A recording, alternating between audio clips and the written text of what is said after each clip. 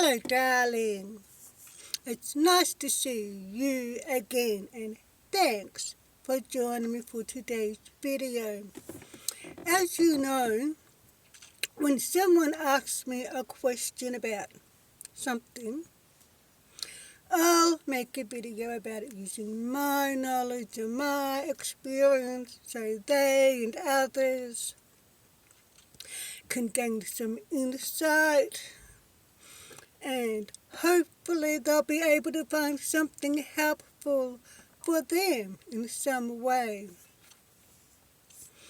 And in the comment section on my last video, I received a comment from one of my viewers asking me about tips for someone who's new to van life. So I thought I should make a video about this, and I just have made a video about it. And when I was making that video, I was using my new microphone, hoping that would make a big difference with my videos and hoping that would improve my videos. However, my subscribers and viewers have let me know that there's no sound, so the microphone doesn't work. So, unfortunately, I'm now remaking this video, and I'm going to have to get another microphone, but I definitely won't be buying one of those wireless microphones again. I mean, I can't believe I wasted $20 on a microphone that doesn't work, but oh well, what do you do? So this is the same video that I've just made and uploaded to my channel with the same title, Tips for Someone Who's New to Van Life. So this time I'm remaking the video, but without the mic, and hopefully all will go well this time. Okay, so there are many people who are starting van life right now who would like to know a lot more about van life, and people start van life for all different kinds of reasons. Like, for example, someone may start van life because they want to travel and experience adventures, while someone else may start van life because they're moving into their vehicle because they're being evicted, or there's no affordable housing available. So whatever the reason why you're starting van life, you want to know a little bit about van life first. And I remember when I first started van life, I didn't know much about it, to be honest. And I learned about van life from watching YouTube videos, doing research on Google, and reading caravan magazines, which I found to be quite helpful. And I noticed that Bob Wow's YouTube channel, which is called Cheap RV Living, I found that his videos were the most helpful and the most informative. So check out his YouTube channel and his videos. And then when I got my van, I noticed that experience was a whole different ball game. And you will find that experience is the best teacher.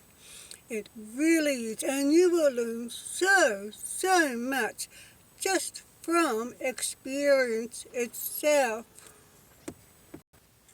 So, when about van life, watch a lot of van life videos, on YouTube, Instagram, TikTok, etc. And don't just watch one or two van life channels.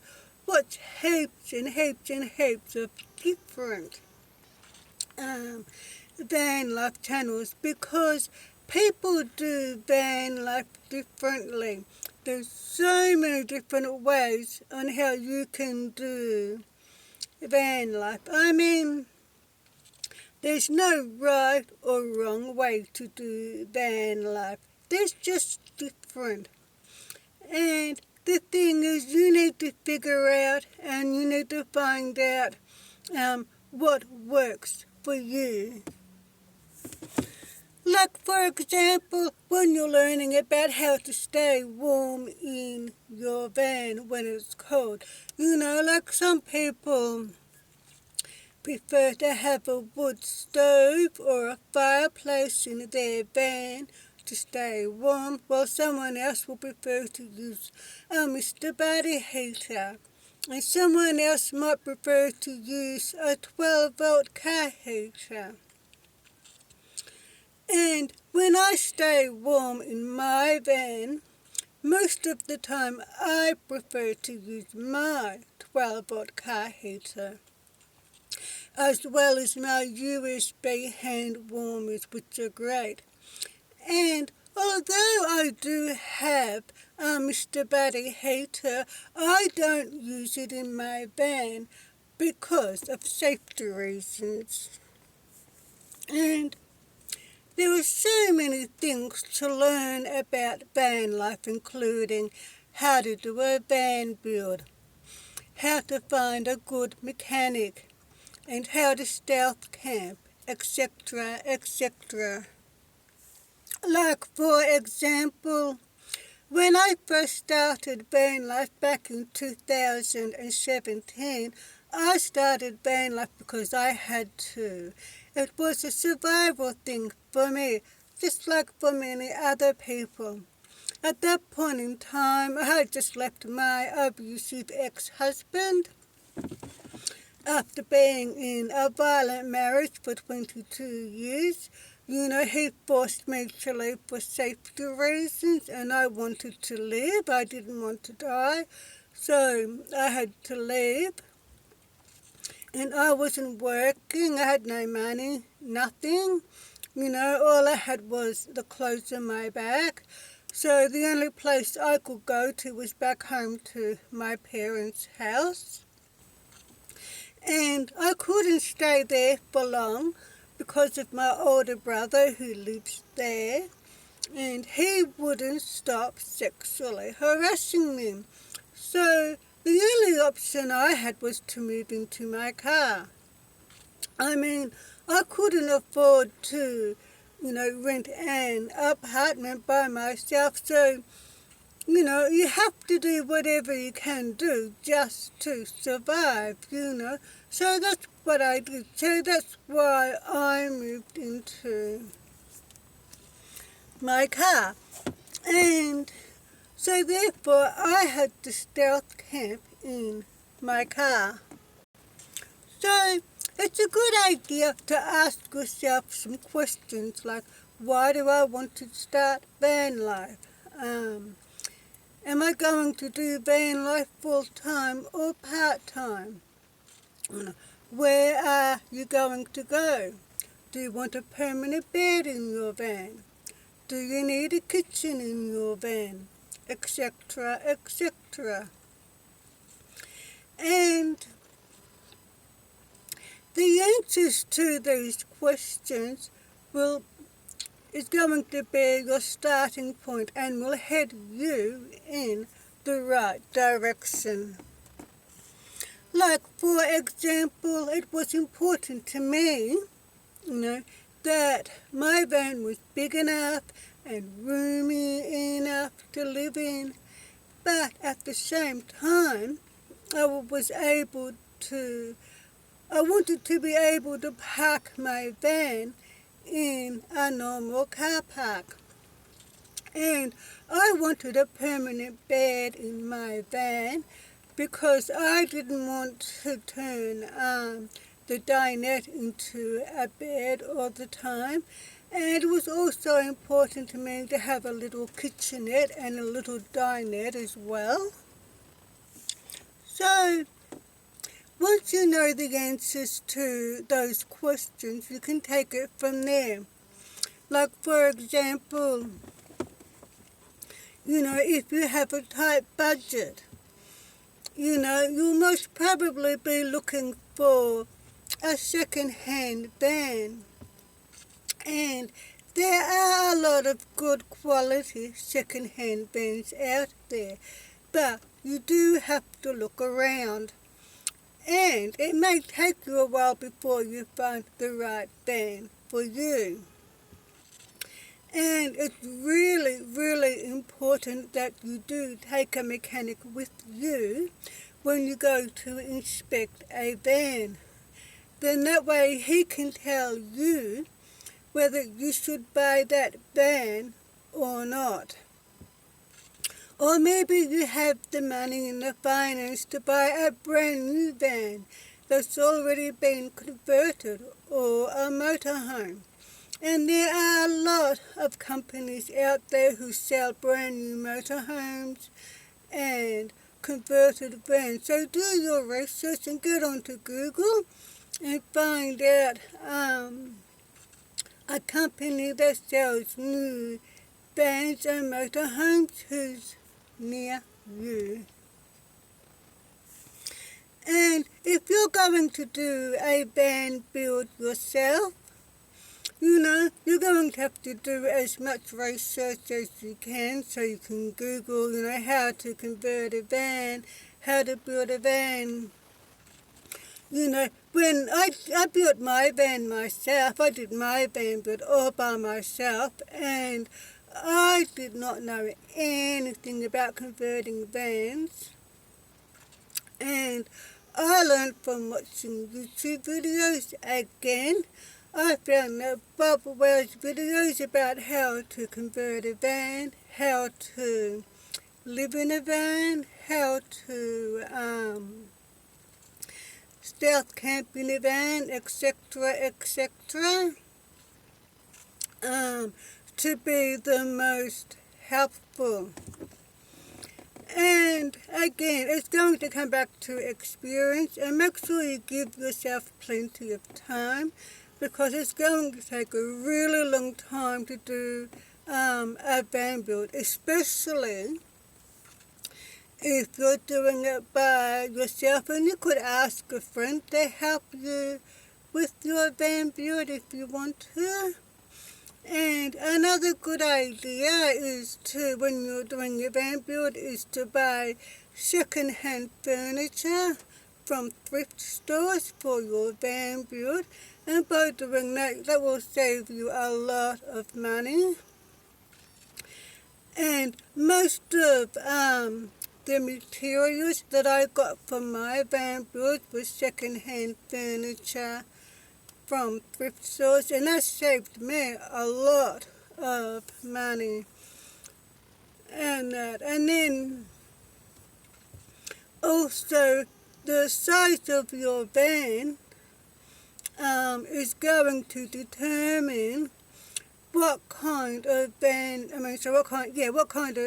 build that you will need. Like, for example, if you have a minivan or an SUV, a good idea for that van build is to have on one side of your van along this lengthways is to have your bed, which will also be your couch. And you can use underneath your bed is where you can put storage containers and store your clothes and kitchenware and other things in. And on the other side of the van, along lengthwise, again, you can have your little kitchenette and a little table and more storage containers. Whereas with my van is a 2005 Kia Pagero van, which is quite big. It's actually a medium-sized van, and that's why they're so popular, especially in South America, because they're so big and they're so reliable, but they're also cheap. So therefore, if you're tight on budget and if you're looking for a reliable van that's quite big, maybe a Kia Pagero van might be the type of van for you, and you can just convert it into a tiny home like I did. Like, for example, when I first got my van, I had shelves, which I'll give you a look. Just turn you around like this. So as you can see, I've got shelves on both sides of my bed, and I've got a permanent single bed in the middle. Now those shelves were already in my van when I first got it. So what I did is I left those shelves in here. I'll just turn you back around here. So I left those shelves in the van because I knew I would need them, and I decided to do the van build around those shelving. So that's why I thought, okay, the back can be the bedroom, and I'll put the bed in the middle. And then, as you can see, we have the cab here, and along here we have the couch. And then along the side here, I have my kitchenette. Let me show you. So along the side here, I've got my kitchenette, sink, vanity table, some more shelves, fridge, water. And so this setup, this type of van build suits me. So you're going to need to do a type of van build that's going to suit you as well as your van. So if you, like this setup in my van, this van build wouldn't suit a minivan or an SUV. But it suits a larger van, if that makes sense. You get what I'm saying? And another idea you can do is you could just do a non-build if you want to. Especially if you have to move into your van or vehicle, whatever type of vehicle you have, whether it be a van, SUV, minivan, truck camper, whatever.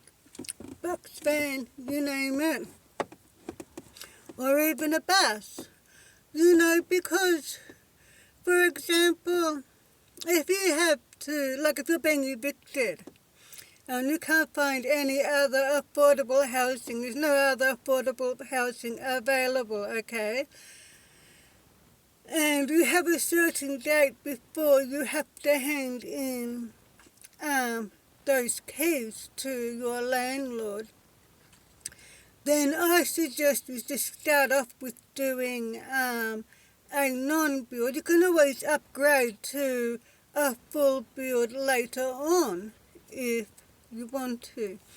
And again, watch YouTube videos and do research about how to do a non-build in your van. So if you're going to be doing a non-build in your van, you're going to need like a portable bed. You can even just put a mattress on the floor if you want to. That's how I started out in my van, by just having a mattress on the floor. You can do that too if you want to.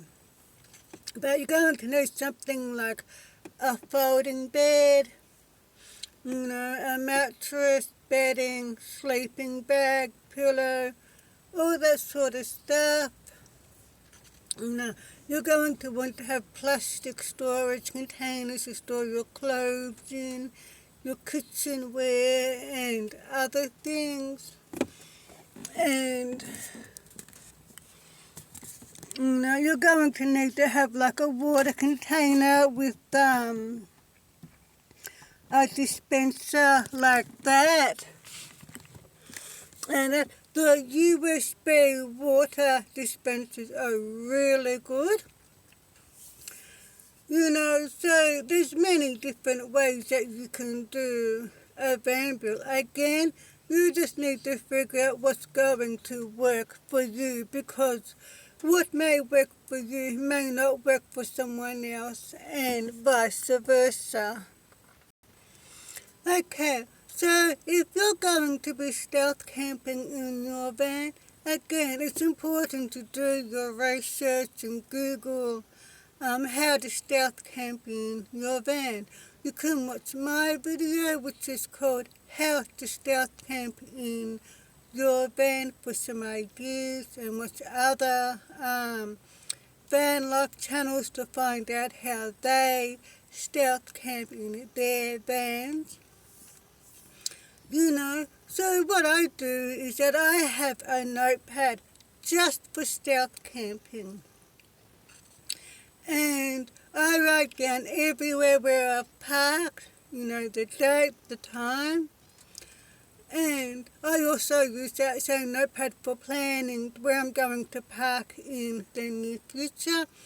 Then that way I can stay organised, and then that way I will know when I can rotate back to that same spot again. So if you're going to be stealth camping, it's a good idea to have a notepad just for that. And I use Google Maps to help me find somewhere to park for the evening. And Google Maps is a great way to find somewhere to park. So I recommend Google Maps. And what you do is, when you do find somewhere to park for the evening, always arrive late in the evening and leave early in the morning. Always be quiet. Don't do anything to draw attention to yourself, and of course leave no trace. Always keep all of your doors locked at all times, even when you're in your vehicle, even during the daytime. Always keep all of your doors locked at all times, which is most important. And of course, use your window covers so that nobody can see into your van. Especially at night time, you want to make sure that they're up properly so that nobody can see the light from inside of your van. So if you follow those few stealth camping rules, you should be fine. And don't forget, don't park in the same place twice. And if you're going to be stealth camping in your van, it's a good idea to make sure that your van is stealthy. Like, for example, a plain white van or a plain yellow van. You can also get magnetic car signs that has a company logo on it, which is also another good idea. And that will also make your van look stealthy, because they can make your van look like a maintenance van. And that's what you want, because you don't want anyone to be thinking that, there's anyone living inside that van.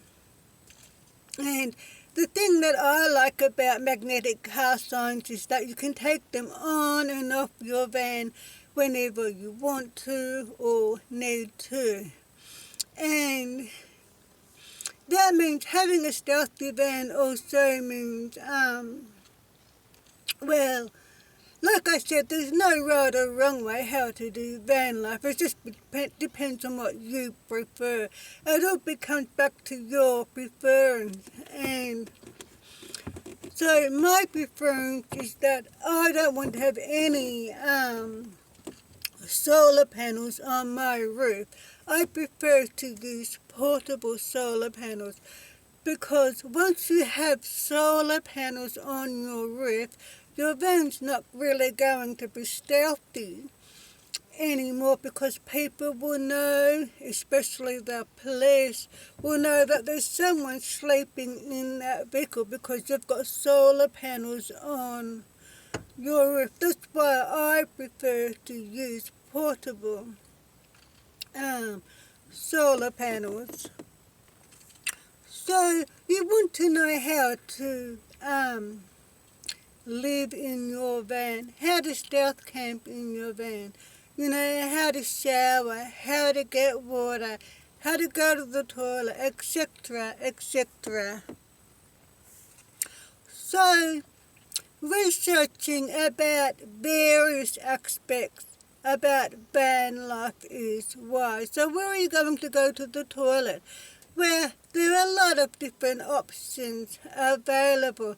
Like, for example, in my van, I have a 30-foot porta potty toilet in my van. And because I have the larger tank, that means that I can stealth camp in my van for longer before I have to empty and clean the toilet, which I find to be more convenient. You know, some people prefer to use a folding toilet or a compost toilet or a chemical toilet. There's so many options available on the market. There's something to suit everyone. But I suggest you have some kind of portable toilet in your van, whether it be a folding toilet, a chemical toilet, or a compost toilet, or whatever. Okay, so how are you going to stay warm in your van? Well, I think it's a good idea and important to layer your clothing as well as layer your bedding. You know, you'll need some kind of heater, whether it be a gas heater, a wood stove, or a fireplace, or an electrical heater. Like I said, I prefer to use my 12-volt car heater in my van. And I don't like to use my Mr. Barry heater in my van because of safety reasons, even though I can. But that's just my preference. I know a lot of other people who use Mr. Barry heaters in their vans too, and they're fine. But when you're using a gas heater like a Mr. Barry heater or another type of gas heater, it's most important that you use safety precautions and have plenty of ventilation. And don't forget to have a carbon monoxide detector in your van because that is most important. You know, other ways that you can stay warm is like, for example, I love the USB hand warmers. They're great. They really are. You can also get USB socks, USB heated gloves and scarves. You know, when it's really cold in my van, I always wear like a woolen scarf and beanie. You know, and woolen gloves. I like the ones where you got the fingers cut off. You know, even when I go to bed, you know, I wear them to bed with my fleece hoodie, which I wear to bed too when it's cold. You know, you can get like a 12-volt electric blanket or a USB electric blanket. And don't forget you'll need like a decent sleeping bag. And I haven't got this yet, but I'm going to get one for next winter, which is one of those heated jackets. And that's another great way to stay warm. There's so many different ways how you can stay warm in your van. Okay, so how are you going to shower in your van? Again, there are many different options available. Like for example, when I shower in my van, I've got a 12-volt portable shower, which I use with my folding bathtub. It's just a plastic folding bathtub. And I use my 12-volt hot water immersion stick to heat up the water for my shower or for my bath. And that's how I shower in my van. Sometimes I might just have a sponge bath to freshen up. It just depends on how I'm feeling at the time. But there's so many different portable showers on the market. Like I said, there's something to suit everyone. There's all different kinds of gadgets and all different prices. You can go have a look on Amazon, eBay, Temu, and other online shopping apps. You can get a 12-volt portable shower. You can get a shower with the foot pump. You can also use a solar shower. They're great too. I also have a solar shower in my van as well. And the thing that I like about solar showers is that you just put the water in there, into the shower bag. You sit it out in the sun, and the sun will heat up the water. So that's a great option for summer. But you can still use the solar showers for winter. And how you do that is what you do is you just heat up the water first, and then once you've heated up your water, then you just pour that into the shower, and then you've got a shower. So therefore, you can use a solar shower all year long if you want to. Even if there's no sun, just heat up the water beforehand and just fill it up in the shower bag. Simple as that. You could also use public showers like at a gym or a rest stop, for example. You can find a shower at a campsite, in caravan parks. There's so many options available. It just depends on your budget, what type of shower that you're looking for. But I prefer to shower in my van. I don't like to use public showers at a gym or at a rest stop, but there's nothing wrong with them. That's just my personal preference. I just prefer to shower in my van because I feel more comfortable being in my van. So, where are you going to get water for your van? Well, of course, once you move into your van, as you know, you're going to have to fill up the freshwater tank often, and you're going to have to empty the grey water tank often as well. And what I do is I buy my water from the supermarket, and I also get my water from taps. Now, as you know, I'm here in Melbourne, Australia, and I know where all the taps are. Not all of the taps, but I know where there are a lot of taps around Melbourne where I can get free water. Now, if you're going to get water from a tap, make sure that you are using a water filter, which is really, really important. If you're going to get water from a tap, and if you don't have a water filter, and if you're going to be using that water for drinking, then I suggest you boil that water beforehand, okay? You can get water from campsites, caravan parks, etc. Another thing that you need to be aware of is to make sure that your van is well maintained and serviced quite often, and that your van is insured and the registration and everything is up to date. So therefore, you want to have a good mechanic, a good reliable mechanic.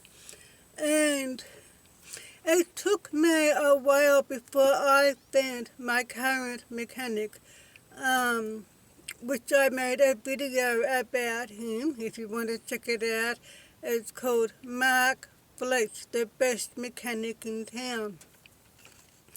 Because it's most important that you have a good mechanic, because there are so many mechanics out there, who rip you off. They're sleazy. They don't do a good job. And like I said, it took me quite a while before I found my current mechanic. And I'm sticking with him too, because he's a really good mechanic. He doesn't rip you off. He's reliable. He always does a good job and is not a slave. So if you can find a really good mechanic, I suggest you do that. Okay, so where are you going to do the laundry when you're living in your van? Well, I know that most van lifers do their laundry at the laundromat, and occasionally I'll use the laundromat for my washing too. However, I do prefer to do my washing in my van, and I have two portable washing machines, and both of them have spin dryers too. So I've made two videos about this so far, so you can check them out. The first video, which is called I had to buy another manual washing machine for my van. So check out that video to see how I do the washing in my van. And my second video, which is called Guess What I Found, a 12-volt portable foldable washing machine from Kmart. So you can check out that video too to see how I also do the washing in my van. So I think it's a good idea that you have some sort of portable manual washing machine in your van, or a 12-volt portable foldable washing machine in your van. And I have both. And I prefer to use the 12-volt portable foldable washing machine in my van, because you don't have a lot of space in your van. Because you're limited on space, you can't have a lot of things in your van. And that's why it's a good idea to use things that are fold down, like the folding washing machine, the folding bowls, etc.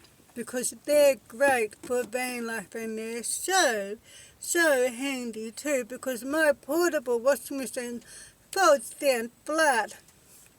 And when I'm not using it, I just store it underneath the bed. It takes up hardly any space in my van. But when I need to do the washing, I just pull it out, When I unfold, I can't believe how big it becomes and how much washing I can actually wash in my van as well as spin dry. And oh my god, it is great. And because it's 12 volt, it hardly uses any power. And so, I mean, I think it's a really good idea to have a washing machine in your van, because there might be times, like especially if you're going to be boondocking somewhere, and there might be times when you need to do your washing and you can't get to a laundromat. That's why it's a good idea to have some sort of portable washing machine in your van.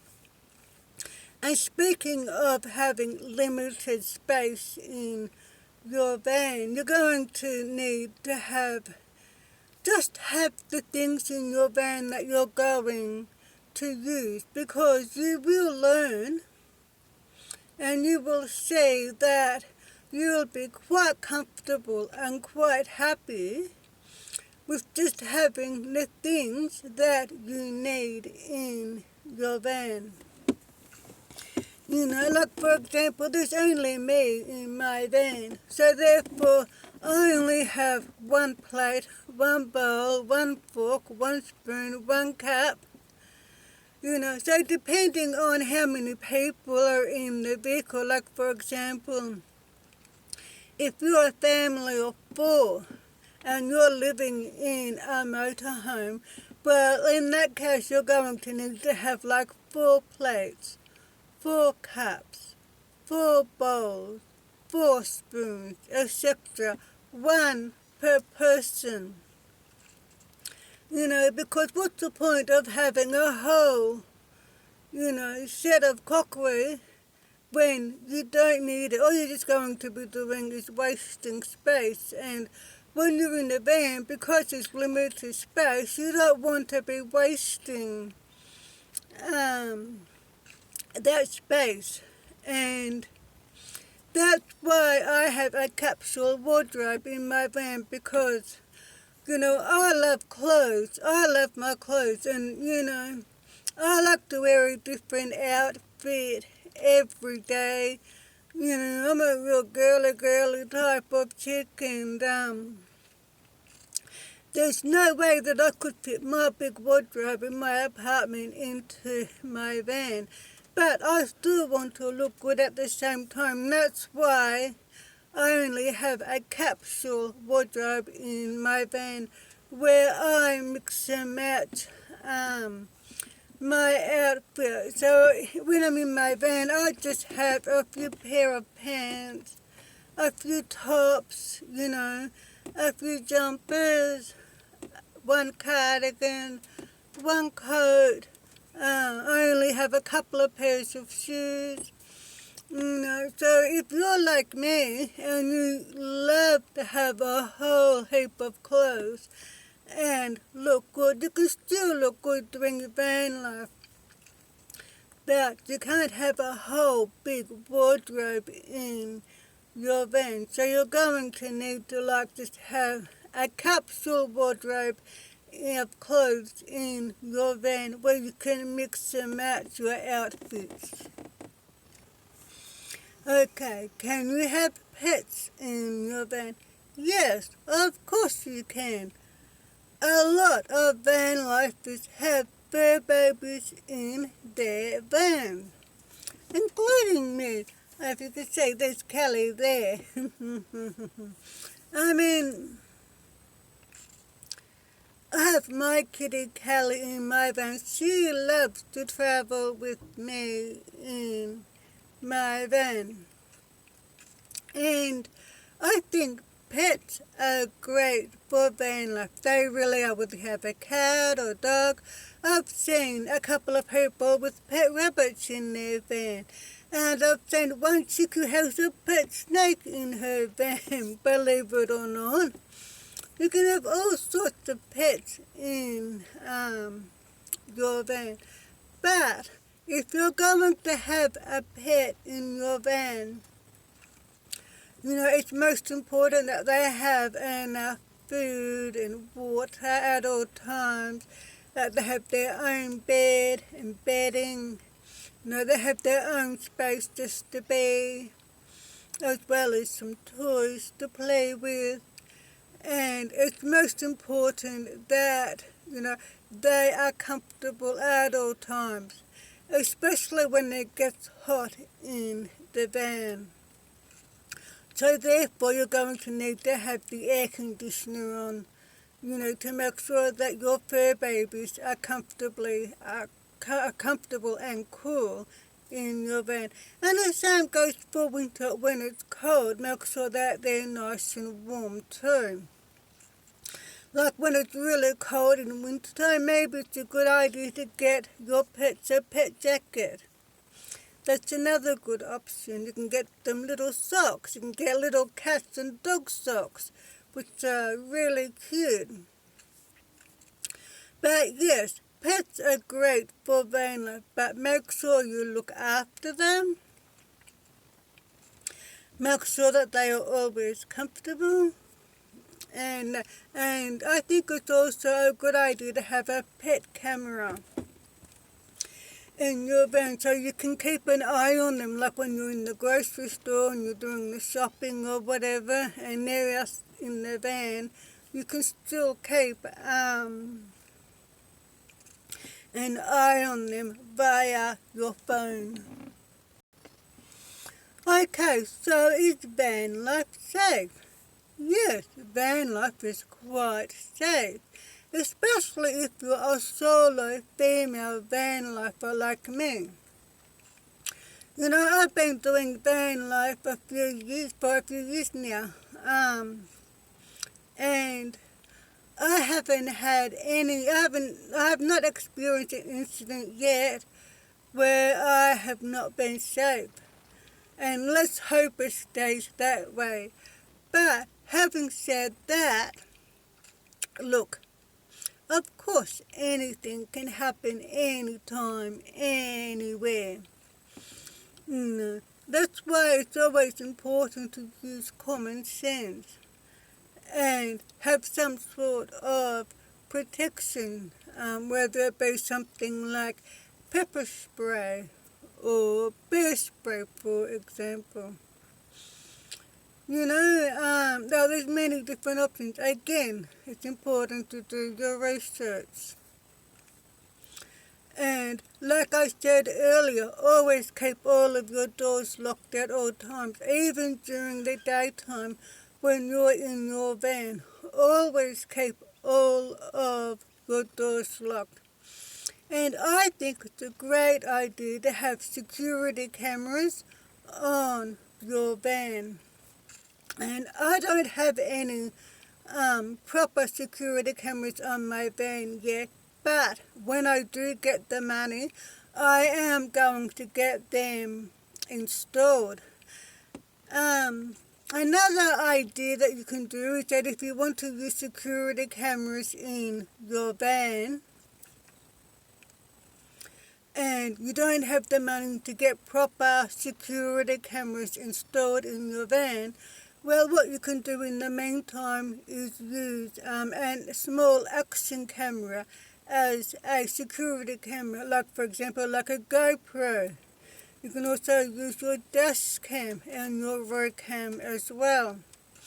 Like for example, you can get like a few different GoPros or any other kind of action camera, and you have one on your dashboard and have one towards the back of your van, and you can also have like another one up here facing outside the window here. And so you can use GoPros and other action cameras as security cameras for your van. So there's another idea too. And I think one of the most important things when it comes to safety wise is to always listen to your intuition. And I mean, because your intuition is always right. I mean, your intuition is there to protect you, so it's not going to lie to you, is it? No, it's not. So if you park somewhere for the evening and you arrive at your park up, and suddenly you get this bad gut feeling, you know, always listen to your intuition, and if that happens, just leave straight away and go park somewhere else. That's what I do. I always listen to my intuition, and I mean, I didn't always listen to my intuition when I was younger, but I do now because I learned the hard way. And I made a video about this, so if you watch my video called "This is Why You Must Listen to Your Intuition," that will show you exactly why you must listen to your intuition. And so check out that video because it's really important, because it's really, really important that you do listen to your intuition. So if you park somewhere, whether it be nighttime, daytime, wherever, whatever, and if you get that funny feeling, just leave there immediately and go park somewhere else. And that's really important, because my motto is prevention is better than cure, and it's also cheaper too. Because if you prevent something from happening, you're also preventing costs that may materialize as well. Like, for example, doctor's fees, medication, ambulance fees, etc., etc. And so therefore, always listen to your intuition. So if you go somewhere and if your intuition says, "Oh, don't park here," well, it's simple. Don't park there. Leave ASAP and go somewhere else. And never tell anyone where you are. The only person who you're going to tell where you are will either be your trusted friend or a family member. And that one person will always know where every location where you will be. Because it's important to have someone who's a trusted friend or someone in your family where you can send them a text message and say, "Oh, look, I'm going to be parking here today, and then I'm going to be parking here tonight, and then I'm going to this place tomorrow." You know, so that one person must always know where you always are at all times, because if something happens, at least someone will know where you are. But you don't tell anyone else where you're going. You never tell anyone your location, and never tell anyone that you're traveling alone, especially if you're a solo female van lifer, you know. And if you're going to be free camping or camping at a paid campsite, for example, you know, there's lots of different things that you can do that will create an illusion that you're not alone and that you have a male companion with you. Like, for example, I'm going to get a pair of my son's old work boots just to carry in my van. So for when I go free camping, or if I go camping at a paid campground. So what I do is I will leave his boots outside of my van door here, and that will create an optical illusion that there's a male with me, because people don't know if I'm by myself or not, do they? And you want to do whatever you can, to protect yourself in whatever ways that you can. And by deterring, what's the word I'm looking for? By deterring a would-be thief or a would-be attacker, by having a pair of men boots outside your door, is a good way to prevent something bad from happening. For example, you could be camping at a campsite somewhere, and the next campsite, there could be this guy, and he could be watching you and staring at you, and you don't know if he's a serial killer or a rapist or whatever.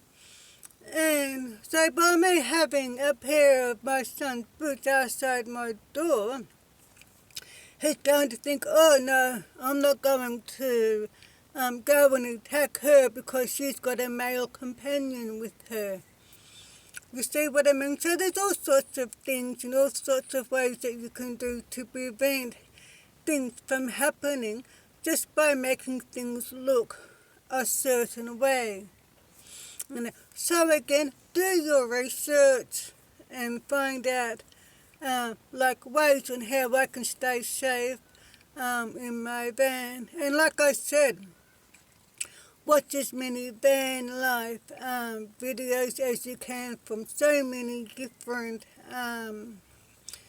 van life channels, because everyone does things differently, and the more information that you know about van life, the better off you'll be. Okay, so you're going to need lots of chargers. You're going to need some power station, solar panels, generator, fridge, freezer, or maybe a cooler. Just essentials. And if you're going to be buying a battery or something electrical like a fridge or a freezer or a power station or whatever, I suggest you buy them brand new and get a warranty. Now, I'm speaking from experience here, because a few years ago, stupid me, I went and bought a second-hand fridge for my van, and I thought I scored a great bargain.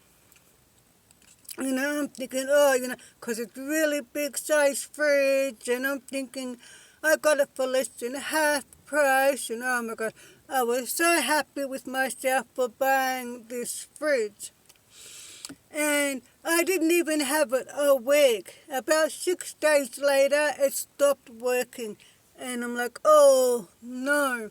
And so I learnt my lesson the hard way, not to buy something like that second hand. Because the reason why I bought it second hand was because I was trying to save money. However, I soon discovered that if I had bought the fridge brand new in the first place, it would have worked out cheaper for me in the long run. Because now I either have to pay to get the fridge fixed, or I buy a new one. You see what I mean? So what I'm doing at the moment is that I've turned my fridge into a cooler. So I'm using my fridge as a cooler in the meantime until I either get it fixed or buy a new one. And I'm not exactly sure at the moment which way I'm going to go yet. It depends on whatever is cheaper. So if it's cheaper for me to buy a brand new fridge than what it is to get the fridge fixed, then I'm going to go that way. So I learnt my lesson the hard way. So if you're going to buy anything that's really important, like a fridge, freezer, power station, etc., you are better off to buy it brand new with the warranty instead of buying it second hand. Okay, and another good idea, especially if you're going to be using Wi-Fi in your van and you'll be traveling to remote areas, you're going to need to have something like a Starlink or a Minilink or some type of Wi-Fi plan so you can get Wi-Fi in your van no matter where you are. And when I get the money, I want to invest in a mini Starlink. And like here in Australia, you can get like Telstra dongle. And if you get that, I'm not sure how much it is. I think it's about $114 or $120 a month. So you can have Wi-Fi in your van. So that's another option. But I mean, depending on, whatever your country is, wherever you're located, again, you're going to have to do your research and find out, what Wi-Fi plans are available in your country, and find something that suits you, because especially, if you're going to be like a digital nomad or a freelance writer or something who's traveling around, you're going to need to have Wi-Fi. So therefore you're going to need to have something that is reliable. We can get reliable Wi-Fi all the time. Okay, so I think it's also a good idea to have a jerry can or two in your van, so you can carry extra fuel. It doesn't matter what type of fuel your van takes, whether it's diesel, petrol, or whatever. Especially if you're going to be traveling in remote areas where, there's not a lot of petrol stations available. You're going to want to carry extra fuel because you don't want to run out of fuel and be stranded somewhere. So make sure you have at least one jerry can filled of extra fuel. And it's also a good idea to have an extra fresh water tank or two, because again, water is essential, because if you're out boondocking somewhere and if there's no water available, like if you're not near a river or somewhere like that,